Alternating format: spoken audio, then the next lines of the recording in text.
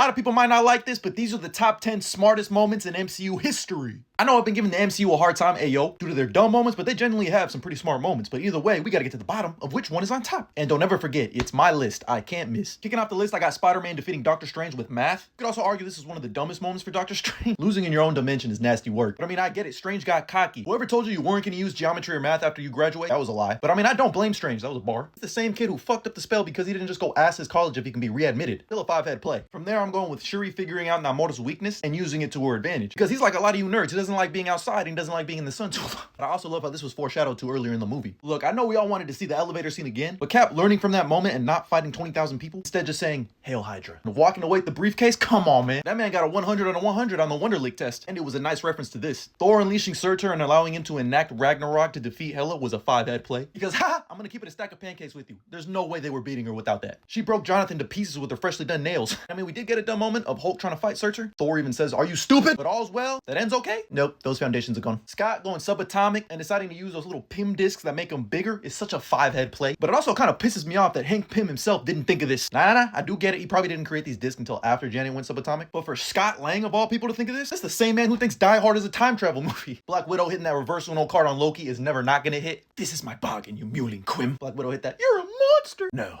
You brought the monster. Wait, this low-key is the gingerbread man scene. She says, "Banner, that's your play, huh?" Bro thought he was in charge the whole time, and she said, "Thank you for your cooperation." Listen, me personally, I would have folded too. Including Spider-Man into the MCU was a big smart decision. Not only has this been mutually beneficial to both parties, as much as I hate it, Sony themselves has their own universe going. The 3 MCU Spidey movies have all grossed over 700 million, with the last 2 making over 1 billion. And at the end of the day, they just said, "Just give me my money." Dormammu, I've come to bargain. Doctor Strange trapping Dormammu in a time loop. 10 out of 10, no notes. Not only was this really smart, it was also a big sacrifice play. He could have been stuck there for all eternity. He died over and over and over and over and over and over and over until Dormammu just got fed up and he was like, "Fine, leave me alone." But in second place, I got Zemo defeating the Avengers without having any powers. An empire toppled by its enemies can rise again, but the one that crumbles from within, that's dead forever. That's called motherfucking bull. It's really crazy the lengths this man went to get that lick back for his family. I gotta respect it. But in first place, for me personally, it's gotta be T'Challa's decision to raise T'Challa Jr. outside of Wakanda. Now stick with me here. If you'll remember, Nakia tells Shuri that it was T'Challa's to raise Toussaint T'Challa Jr. outside of Wakanda. This is dope because 1, he followed his father's words. A man who has not prepared his children for his own death has failed as a father. Check mark, he did that. But on top of that, just like T'Challa himself, T'Challa Jr. is gonna be raised by strong, powerful women. This is also so dope because T'Challa learned from Killmonger. Killmonger grew up without a father outside of Wakanda. He grew up hating the own country that didn't help him out. He saw what growing up with all that hate did to Killmonger. Which is why at the end of the movie, another smart decision when T'Challa opened up Wakanda to the world, but also having his son grow up out of Wakanda, he's gonna see the perspective of the outside world, not just Wakanda. And when he eventually takes that mantle of Black Panther, he's gonna be the perfect king. You could toss in a bunch of Tony Stark moments if we're being honest, like him creating time travel, him creating a new element, all the fucking Iron Man suit.